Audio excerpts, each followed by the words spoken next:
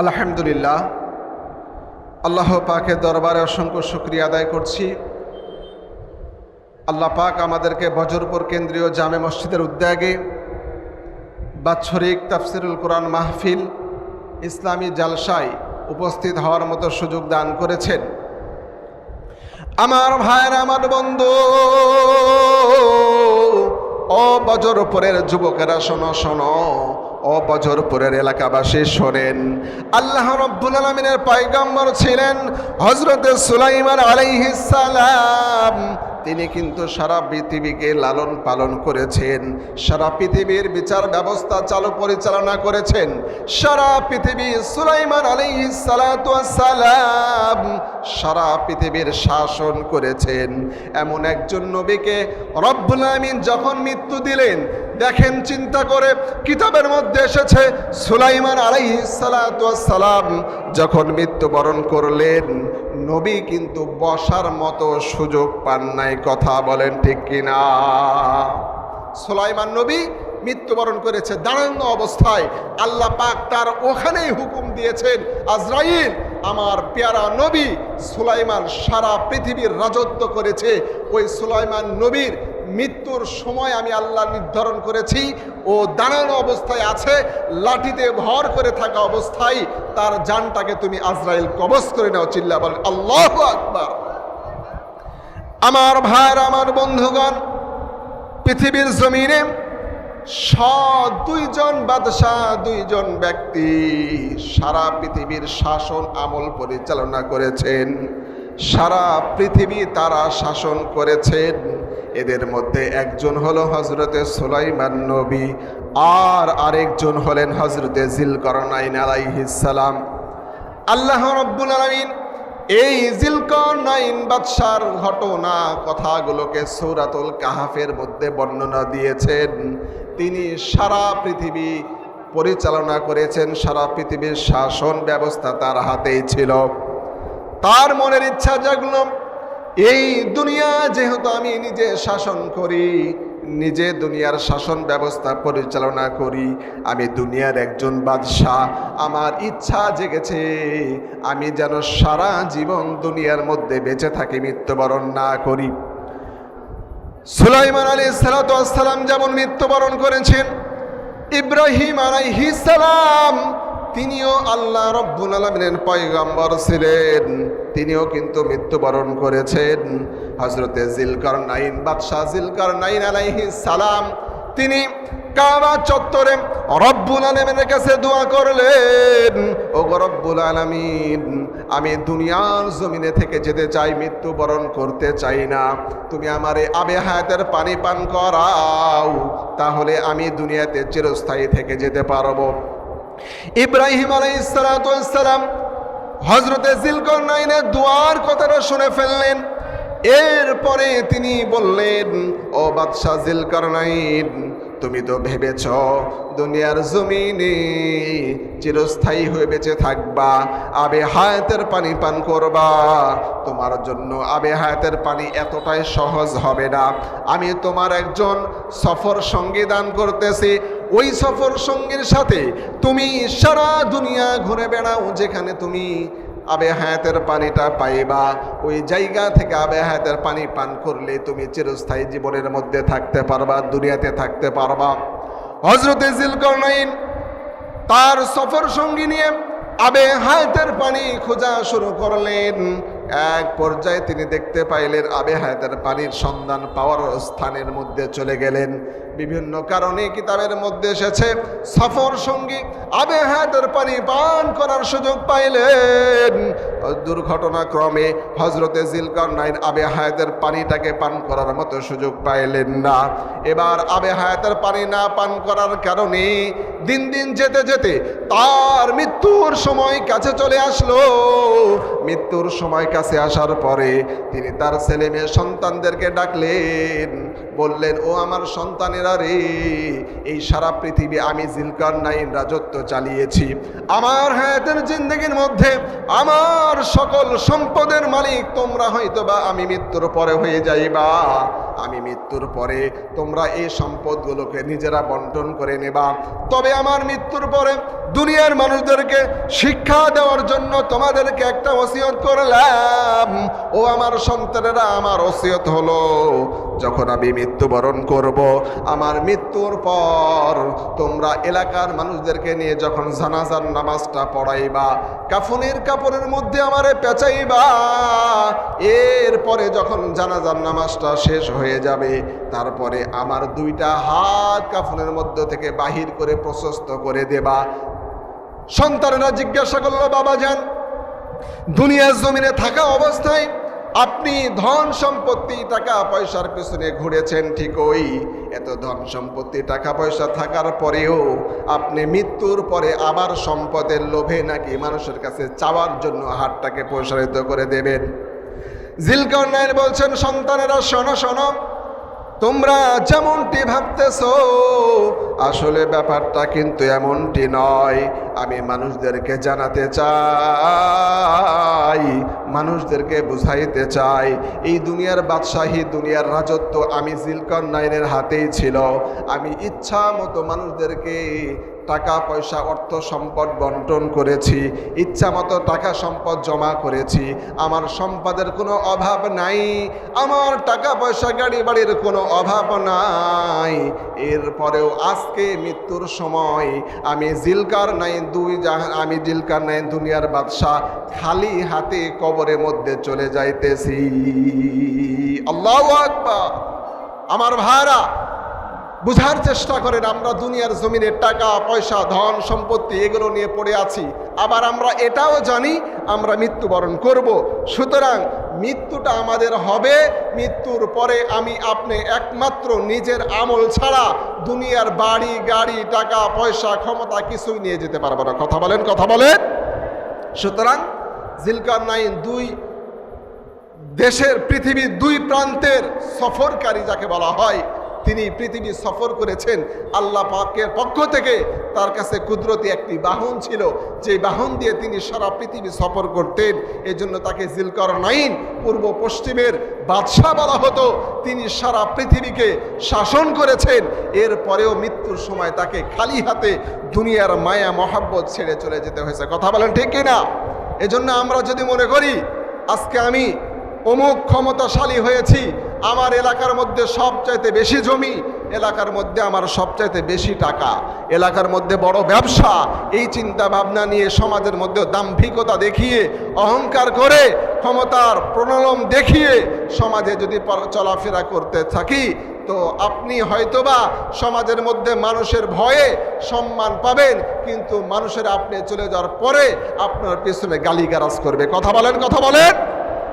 প্রিয় ভাইরা, এই জন্য দুনিয়াতে যতদিন আমরা বেঁচে থাকব সদা সর্বদা মৃত্যুর কথা স্মরণ করে মৃত্যুর প্রস্তুতি নিয়ে থাকতে হবে। কথা বলেন ঠিক কিনা? কুল্লু নাফসিন যায়িকাতুল মাউত, কুল্লু নাফসিন যায়িকাতুল মাউত। যতই জমাও টাকার পাহাড়, বানাও রঙিন বাড়ি, চলে যেতে হবে রে মনে দুনিয়া ছাড়ি, চলে যেতে হবে রে মনে দুনিয়া ছাড়ি। কথা বলে ঠিক কিনা? দুনিয়ার জমিনে আমি আপনি কেউ থাকতে পারবো না। প্রিয় ভাইরা, এই জন্য দুনিয়ার মোহ ভালোবাসা এগুলোকে পিছে রেখে পরকালীন জীবনের সফলতার জন্য প্রচেষ্টা করতে হবে, সদা সর্বদা মৃত্যুকে অনুসরণ করতে হবে। এজন্য আল্লাহ পাক সূরা আরাফের 34 নম্বর আয়াতে কারিমার মধ্যে বলছেন, পৃথিবীর মানুষ, ফাইদা জা আজালুহুম, তোমার মৃত্যু যখন আসবে, লা ইস্তাখিরুনা, 1 সেকেন্ড দেরিও হবে না, ওয়ালা ইস্তাকদিমুন, 1 সেকেন্ড আগেও হবে না, নির্ধারিত সময় নির্ধারিত জায়গায় তোমার মৃত্যু হবে। কথা বলেন ঠিক কিনা? আসুন মহান রবের দরবারে কালিমাত শুকর পড়ি যে আল্লাহ পাক আমাদেরকে শারীরিক সুস্থতার মধ্য দিয়ে কোরআনের পৃথিবীর মধ্যে সর্বোত্তম স্থান কোরআনের ময়দানে, কোরআনের মাহফিলে, এবং পৃথিবীর মধ্যে শ্রেষ্ঠতম জায়গা আল্লাহ পাকের ঘর মসজিদের উন্নতি কল্পে এই মজলিসে উপস্থিত হওয়ার মতো সুযোগ দিয়েছেন। দিল থেকে মন থেকে রবকে খুশি করার লক্ষ্যে কালিমাতুশ শুকুর পড়ছি, বলছি আলহামদুলিল্লাহ। লক্ষ কোটি দুরূদ ও সালাম বর্ষিত হোক সারোয়ারে কায়নাত, মানবতার মুক্তির দূত, দুজাহানের বাদশাহ সাইয়্যিদুনা বিশ্বনবী জনাবে মুহাম্মদুর রাসূলুল্লাহ সাল্লাল্লাহু আলাইহি ওয়াসাল্লামের ওপর। প্রিয় ভাইরা, আমি আপনাদের সামনে পবিত্র কোরআনের ৮ নম্বর সূরা আরাফের ৩৪ নম্বর আয়াতে কারিমা তেলাওয়াত করেছি। আল্লাহ পাক এই আয়াতের মধ্যে যে ব্যাপারটি আলোচনা করেছেন, পৃথিবীর মধ্যে সবচাইতে সত্যতম, সবচাইতে গুরুত্বপূর্ণ যে বিষয়, সেটি হলো মানুষের জীবনের মৃত্যু। এই মৃত্যু সম্পর্কে আল্লাহ পাক এই আয়াতের মধ্যে আলোচনা করেছেন, এবং এই মৃত্যুর সময় 1 সেকেন্ডও আগেও না, 1 সেকেন্ডও পরেও না, এই ব্যাপারে আল্লাহ পাক গুরুত্ব দিয়ে আলোচনা করেছেন। সম্মানিত ভাইরা, আমরা মুসলমান, আমরা সবাই একথা বিশ্বাস করি, দুনিয়াতে জীবন নিয়ে এসেছি, মৃত্যুর পরে আল্লাহর কাছে আমাদেরকে যেতে হবে। পরকালীন জীবনে আল্লাহর দরবারে দাঁড়াতে হবে। আল্লাহর দরবারে দাঁড়িয়ে রবের কাছে এই দুনিয়ার জীবনের হিসাব দিতে হবে। আমরা সবাই এটা বিশ্বাস করি, যেহেতু আমরা মুসলমান। তবে কথা হলো, যারা মুসলমান এবং যারা মুসলমান না, উভয়েই কিন্তু অন্যান্য বিষয়গুলো বিশ্বাস স্থাপন না করলেও বেধর্মীরাও একথা বিশ্বাস করেন, একথার সাক্ষ্য প্রদান করে থাকেন যে যারা দুনিয়ার জমিনে জীবন নিয়ে এসেছে তাদেরকে মৃত্যুর স্বাদ গ্রহণ করতেই হবে। কথা বলেন ঠিক কিনা? আমার ভাইয়েরা, আমার বন্ধুগণ, আল্লাহ রাব্বুল আলামিন এই দুনিয়ার জমিনে মানুষদেরকে ডাক দিয়ে বলে দিলেন, ও দুনিয়ার মানুষেরা শোনো, আমি আল্লাহ রাব্বুল আলামিন তোমাদেরকে জীবন দান করলাম। এই জীবনটা আবার সময় মতো আমি আল্লাহ কিন্তু নিয়ে নেব। তোমরা জীবনকে নিয়ে বড়াই করার মতো কোনো অপশনের মধ্যে যাও না।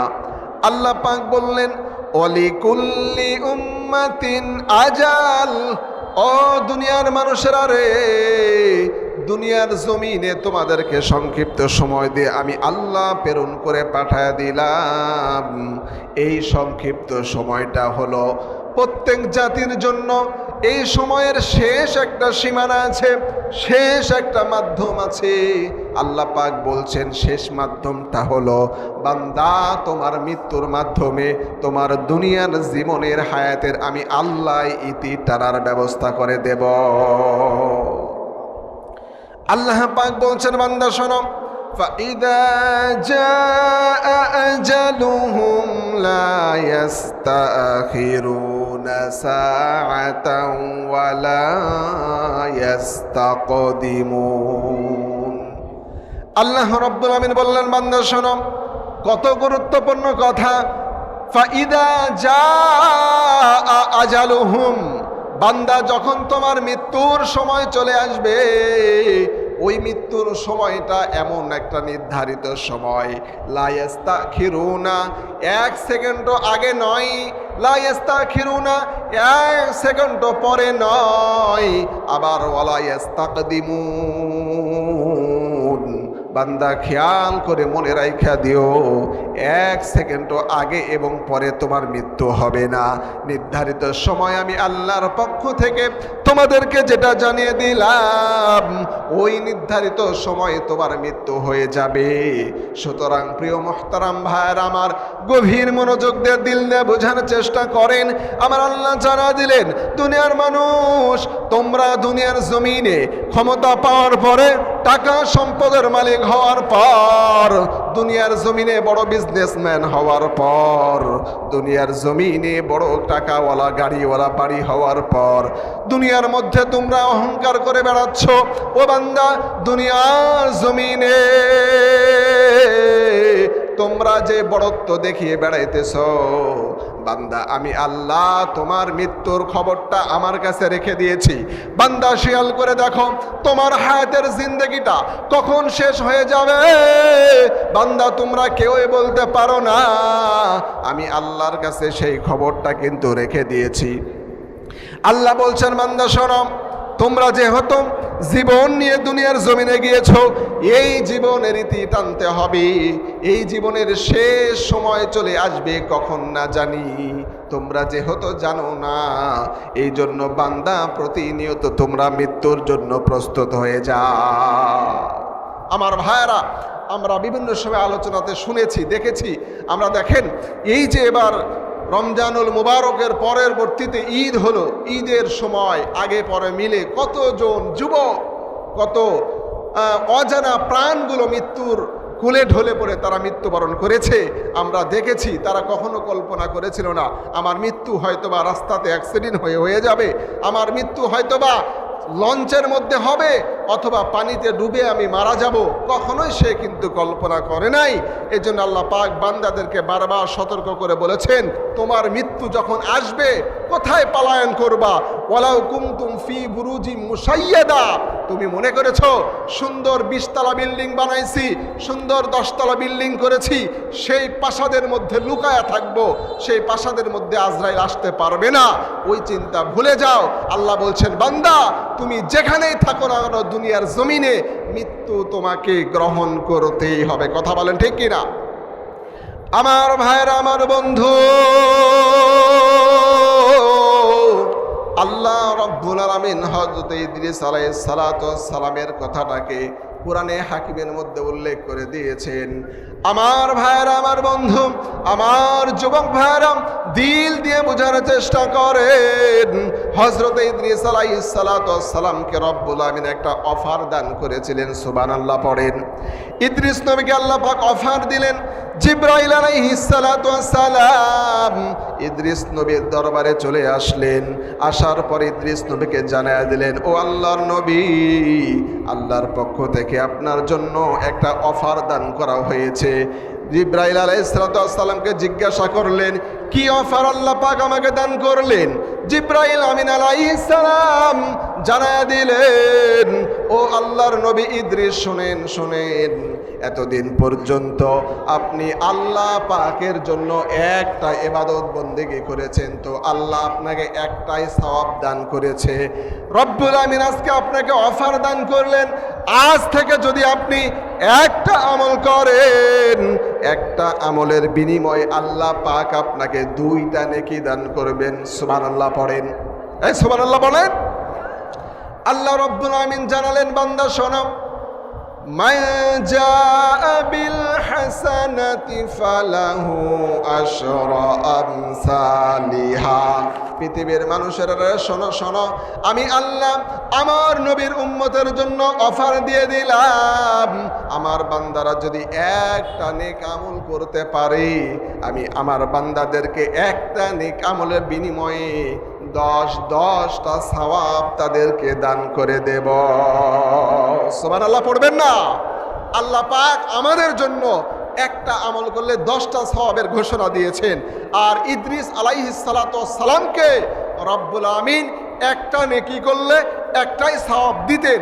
তবে জিবরাইল আমিন আলাইহিস সালাতু ওয়াস সালামের মাধ্যমে আল্লাহ পাক জানালেন, নবী আপনি যদি আজ থেকে একটা নেক আমল করেন, তো আল্লাহ পাক আপনাকে 2টা সওয়াব দান করবে। সুবহানাল্লাহ পড়েন।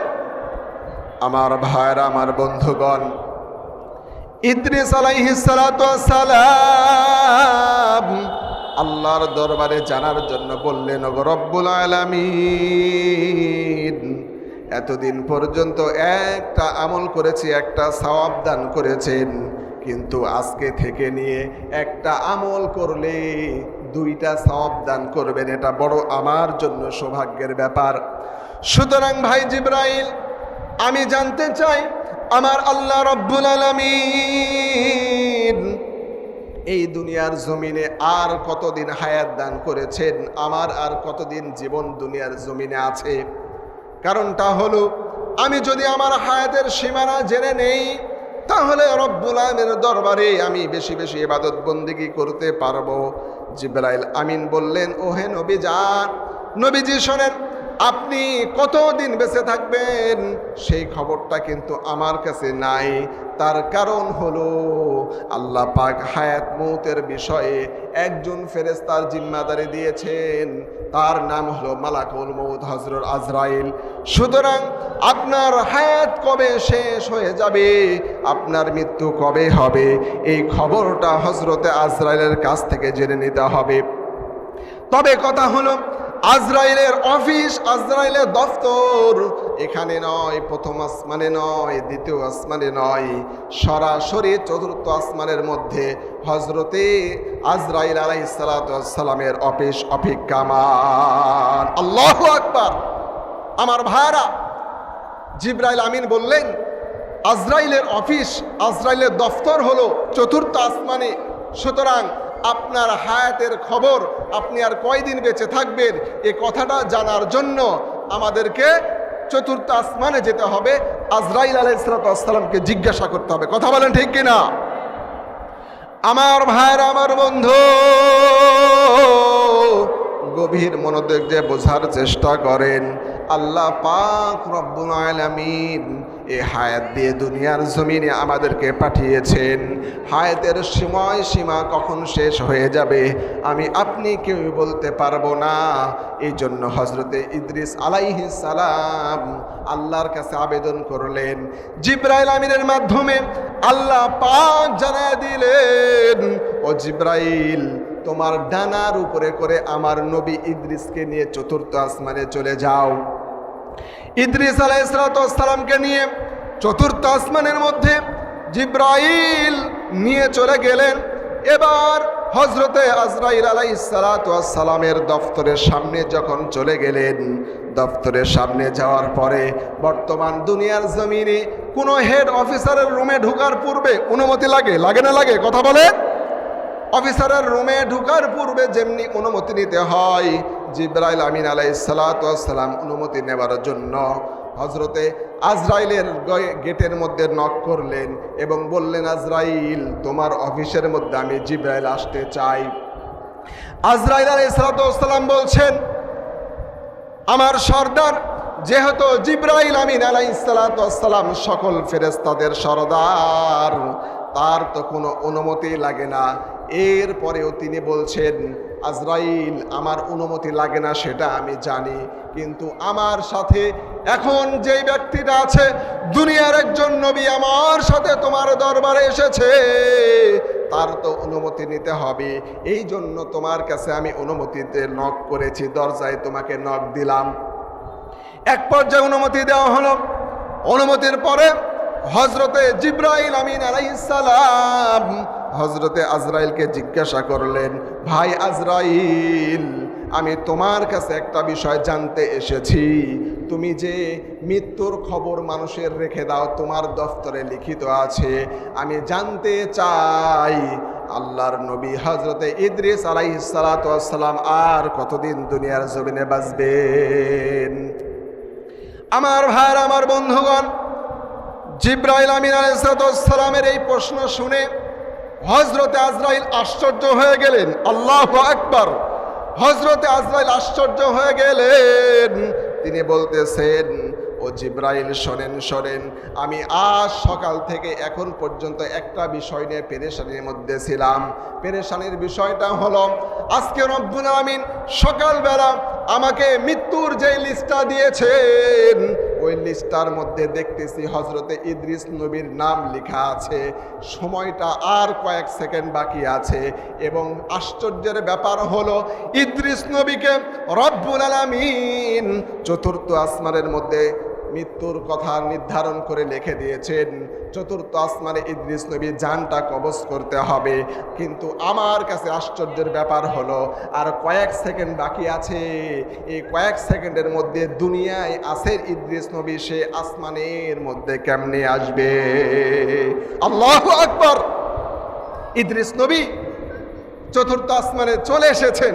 জিবরাইল বলে অবাক হয়ে গিয়েছেন, আল্লাহ পাক যেহেতু ইদ্রিস নবীকে চতুর্থ আসমানে মৃত্যু দেবেন, সুতরাং আল্লাহ পাক কিভাবে ইদ্রিস নবীকে চতুর্থ আসমানে পৌঁছালেন দেখেন, বুঝার ব্যাপার হলো লা ইস্তাখিরুনা ওয়া লা ইস্তাকদিমুন। আল্লাহ বলছেন 1 সেকেন্ড আগেও না 1 সেকেন্ড পরেও না, যথা সময়ে নির্ধারিত স্থানেই কিন্তু আল্লাহ পাক মৃত্যু দিবেন। কথা বলেন ঠিক কিনা?